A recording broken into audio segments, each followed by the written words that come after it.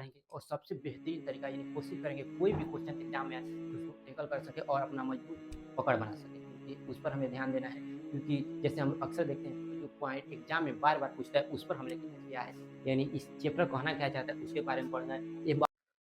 Hello everyone, आज की इस वीडियो में हम लोग क्लास 12 का जो चैप्टर है इंडियन सिविलाइजेशन कल्चर, उसको बहुत बेहतरीन तरीके से हम लोग शॉर्ट नोट्स के थ्रू पढ़ेंगे कि कोई भी क्वेश्चन एग्जाम से आता है तो आप उसको कुछ ही सेकंड में कैसे टैकल कर सकते हैं और उसको कैसे टच कर सकते हैं, बना सकते हैं बिना किसी दिक्कत के। और सबसे पहले हम लोग डिस्कस कर लेते हैं कि जो चैप्टर है इंडियन सिविलाइजेशन कल्चर, इसमें हम लोग क्या क्या पढ़ना है, यानी जो इंडियन सिविलाइजेशन कल्चर है इसमें क्या क्या पढ़ना है। तो सबसे पहले हमें पढ़ना है अबाउट राइटर के बारे में। तो राइटर से अक्सर क्वेश्चन आता है, क्योंकि इसके ऑथर कौन है, तो इसके ऑथर है महात्मा गांधी, तो इससे अक्सर क्वेश्चन पूछा जाता है। इसलिए सबसे पहले हमें क्या पढ़ना है, तो अबाउट राइटर के बारे में पढ़ना है। तो ये ध्यान रखना है, हम सबसे पहले क्या पढ़ेंगे, तो सबसे पहले अबाउट राइटर के बारे में हम लोग पढ़ेंगे। अगला क्या है, तो अगला है हमें थीम। जैसे अक्सर हम लोग देखते हैं जो कोई भी मूवी होता है या कोई भी स्टोरी होता है तो उसका मेन उद्देश्य होता है, यानी उसमें जो मेन कोई पॉइंट होता है, मेन पर्पस होता है, इस कहानी से है क्या मतलब है, यानी कहानी क्या कहना चाहता है। तो उसी प्रकार जो ये चैप्टर है इंडियन सिविलाइजेशन कल्चर, इसका मेन पर्पस क्या है, ये कहानी कहना क्या चाहता है, उसको हम लोग डिस्कस करेंगे, यानी इसके थीम पर जाएंगे, इसके मेन आइडियाज क्या है उसको हम लोग डिस्कस करेंगे। अगला क्या पढ़ना है, की पॉइंट। की पॉइंट मतलब होता है वैसा वैसा वर्ड जो एग्जाम में अक्सर बार बार रिपीट करता है, यानी कोई वर्ड देखते हैं अक्सर ये कोई कोई वर्ड आता है बार बार रिपीट करता है, तो उस वर्ड को यहाँ पर लिख दिया गया है। जी, अगर एग्जाम में वर्ड आएगा तो आप आसानी से उस ऑब्जेक्टिव टाइप या सब्जेक्टिव टाइप में आएगा, उसको आसानी से आप बना सकते हैं। तो यहाँ पे की पॉइंट्स यानी जो मेन मेन पॉइंट्स है उसको लिख दिया गया है, जिससे आसानी से आप एग्जाम में उस क्वेश्चन को क्या कर सकते हैं, टच कर सकते हैं। यानी मोरल मतलब होता है इस कहानी से हमें क्या सीख मिलती है, क्या मैसेज मिलता है, इस पर हम लोग चर्चा करेंगे। मोरल से भी क्वेश्चन अक्सर आता है। तो चलिए शुरू करते हैं। सबसे पहले हमें क्या पढ़ना है, तो सबसे पहले अबाउट राइटर के बारे में पढ़ना है। तो इस जो चैप्टर इंडियन सिविलाइजेशन कल्चर, यानी इंडियन सिविलाइजेशन कल्चर चैप्टर, इसके राइटर कौन है, तो इसके राइटर कौन है, तो इसके राइटर है महात्मा गांधी। यानी याद रखना है इंडियन सिविलाइजेशन कल्चर जो चैप्टर है इसके राइटर कौन है, महात्मा गांधी। तो इनका जन्म कब हुआ था, तो 1890 में हुआ था, और इनका डेथ कब हुआ था, तो 1948 को। तो 1948 को इनका असल नेचुरल डेथ नहीं हुआ था, इनकी हत्या करा दी गई थी। और इनकी हत्या करने वाले कौन थे, तो एक नथुराम गोडसे नाम का आदमी था, जो पहले ही बोल दिया था कि हम आपको क्या कर देंगे, मार देंगे। और यानी 1947 के बाद जब हम लोग का देश आजाद हुआ, उसी के एक साल बाद इनकी क्या करा दी गई, हत्या। कहा जाता था father of nation, in father of nation मतलब होता है राष्ट्रपिता, इनको कहा जाता था राष्ट्रपिता।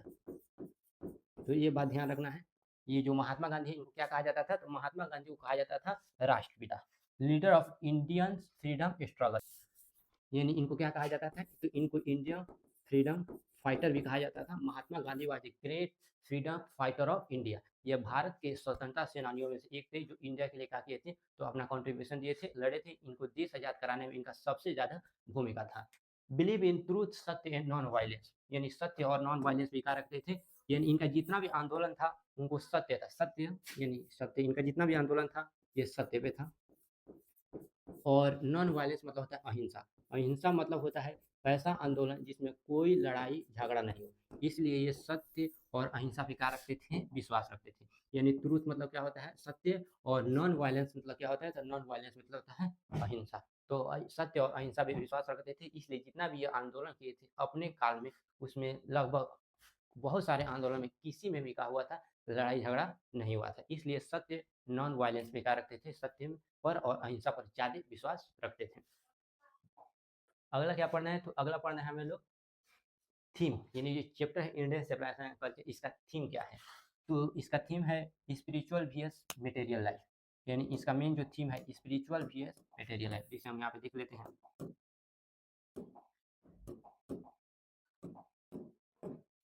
स्पिरिचुअल का मतलब क्या होता है, जैसे स्पिरिचुअल मतलब होता है मरने के बाद जो जिंदगी होती है उसी को हम लोग क्या बोलते हैं, तो मरने के बाद जो जिंदगी होती है उसी को बोला जाता है स्पिरिचुअल, यानी आखिरत की जिंदगी, जिसको आध्यात्मिक भी बोला जाता है, यानी इसको हम लोग कह सकते हैं आध्यात्मिक। यानी ये जो विश्वास रखते थे किस पर रखते थे, तो इस चैप्टर के बाद इस जो चैप्टर है स्पिरिचुअल वीएस मटेरियल लाइफ, यानी मरने की जिंदगी वीएस मटेरियल लाइफ, यानी अभी जो जिंदगी चल रही है जिसमें लोग काफी उलझे हुए हैं, काफी अपनी जिंदगी से परेशान है, उसके बारे में इसमें क्या किया गया, जिक्र किया है। सेल्फ कंट्रोल एंड सिविलिसिटी, यानी महात्मा गांधी का मानना था कि अगर हम खुद पे अगर कंट्रोल करेंगे, अक्सर आदमी खुद पे कंट्रोल नहीं कर पाता है। ऐसा माना जाता है अगर किसी इंसान को अगर एक सोने का पहाड़ दे दिया जाए तो दूसरे सोने के पहाड़ की खोज में निकल जाएगा, यानी उसका ख्वाहिश कभी भी पूरा नहीं होगा। इसलिए कहते थे कि सेल्फ कंट्रोल यानी खुद पे क्या करना है, कंट्रोल करके रखना है। एंड सिंप्लिसिटी, सिंप्लिसिटी बोले तो यानी सिंपल में रहना है, एकदम सादा में रहना है। Moral values based over health, यानी खुद की नैतिक, मोरल मतलब क्या होता है, तो मोरल्स मतलब होता है नैतिक, यानी मोरल मीन्स क्या होता है, तो मोरल मीन्स होता है नैतिक। वैल्यूज ओवर हेल्थ, यानी खुद की नैतिकता पर धन को हावी नहीं होने देना है, यानी रुपया पैसा को ज़्यादा प्रायोरिटी नहीं देना, खुद के वैल्यू को ज़्यादा प्रायोरिटी देना है, क्योंकि self respect is the more important than money than wealth, यानी खुद का जो इज्जत होता है ये पैसे से ज़्यादा बड़ा होता है। Criticism, criticism of western civilization, criticism का मतलब क्या होता है, तो इसका मतलब होता है फटकार लगाना, यानी डांटना। ये डांटते हैं किसको, तो ये किसको डांटते हैं, तो जितने भी वेस्टर्न सिविलाइजेशन है ना, यानी जो हम लोग चैप्टर पढ़ेंगे वेस्टर्न इंडिया सिविलाइजेशन कल्चर, तो ये सबसे ज़्यादा किसको फटकार लगाते हैं, किसको डांटते हैं, किसको कोसते हैं, तो वेस्टर्न सिविलाइजेशन, यानी जो पश्चिमी सभ्यता है, जैसे इंग्लैंड देश हो गया, यूरोप हो गया, अमेरिका हो गया, इटली हो गया, इस सबको क्या लगाते हैं, डांट फटकार लगाते हैं कि ये सभ्यता सभी क्या है, बेकार है। और बताते हैं इम्पोर्टेंस ऑफ, यानी ये इम्पोर्टेंस बताते हैं of the tradition and culture, यानी भारत की जो कल्चर है उसका इम्पोर्टेंस बताते हैं, भारत की जो सभ्यता है उसके वैल्यू को ये बताते हैं। ट्रू हैप्पीनेस, और ये बताते हैं जो असली खुशी है, यानी महात्मा गांधी कहते हैं असली जो खुशी है वो किसमें है, तो असली खुशी कम फ्रॉम विद इन, यानी असली जो खुशी खुद के अंदर से आती है, किसी को दुख करके या किसी को फॉलो करके असली खुशी नहीं आती है, असली खुशी खुद के अंदर से आती है। अगर हम लोग खुद पे काम करेंगे तो आसानी से हम लोग क्या रह सकते हैं, खुश रह सकते हैं।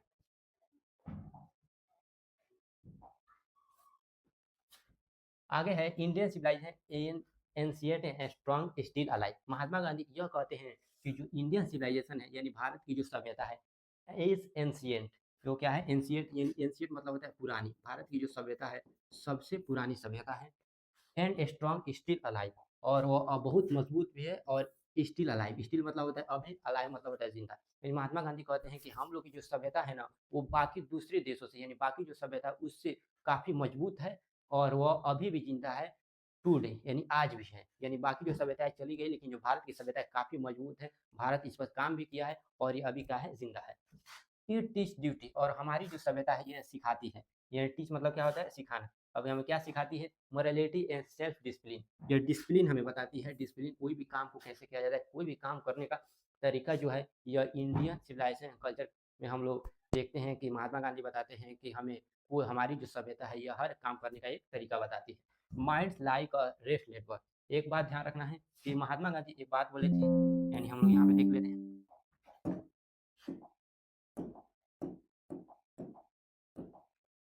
महात्मा गांधी एक बात बोले थे, माइंड लाइक अ रेस्टलेस बर्ड, हम लोग का जो माइंड है ना रेस्टलेस बर्ड है, रेस्टलेस बर्ड मतलब होता है बेचैन परिंदा, इसको हम लोग क्या बोलते हैं, तो इसको हम लोग बोलते हैं बेचैन परिंदा। ये बात कौन बोले थे, तो ये बोले थे महात्मा गांधी, यानी महात्मा गांधी ये बात बोले थे कि हम लोग का जो माइंड है ये क्या है, रेस्टलेस बर्ड है, बेचैन परिंदा है, ये कभी भी सेटिस्फाइड नहीं होगा, इट इज नॉट सेटिस्फाई, यानी कभी भी सेटिस्फाई नहीं होगा, हमेशा नाखुश रहेगा। इट इज ऑलवेज वांटिंग मोर, यह हमेशा और चाहने की कोशिश करता है, यानी वांटिंग मतलब होता है चाहने, ऑलवेज मतलब होता है हमेशा, यह चाहिए, हम लोग माइंड चाहता है कि हमेशा कुछ ना कुछ हम लोग क्या करें, मिलता ही रहे, इसलिए ये महात्मा गांधी यहाँ पे कहते हैं कि हम लोग माइंड क्या है, एक रेस्टलेस बर्ड है, एंसेस्टर लिमिटेड डिजायर, इसलिए हमारे जो पूर्वज हैं, एंसेस्टर मतलब क्या होता है, हमारे पूर्वज, इसलिए महात्मा गांधी कहते हैं एंसेस्टर मतलब हमारे पूर्वज,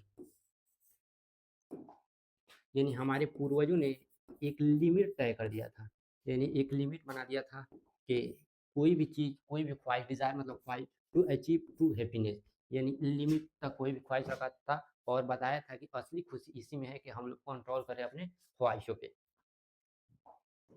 अगला लास्ट हम लोग पढ़ना है थीम, यानी लास्ट हम लोग पढ़ना है moral message.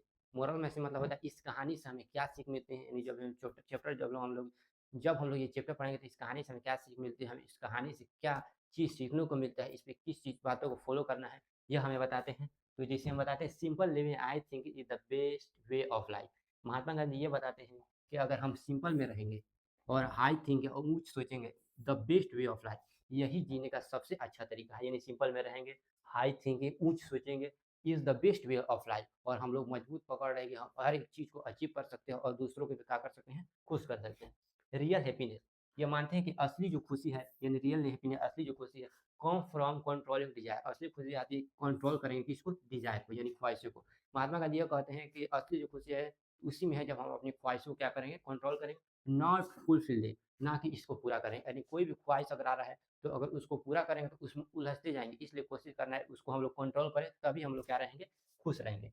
Moral value are more important than material success. Moral value यानी जो नैतिक वैल्यू है, खुद का जो value important than material success, यानी मोरल वैल्यू जो है ये किससे इम्पोर्टेंट है, मटेरियल सक्सेस से। फॉलो ट्रेडिशन, इसलिए खुद के कल्चर को, खुद के ट्रेडिशन को फॉलो करना है, एथिक्स और ईश्वर पे विश्वास रखना है, एंड सेल्फ बिलीफ और खुद पे भी विश्वास रखना है और डिसिप्लिन को साथ लेके चलना है। नेक्स्ट वीडियो में हम लोग इस चैप्टर का समरी डिस्कस करेंगे।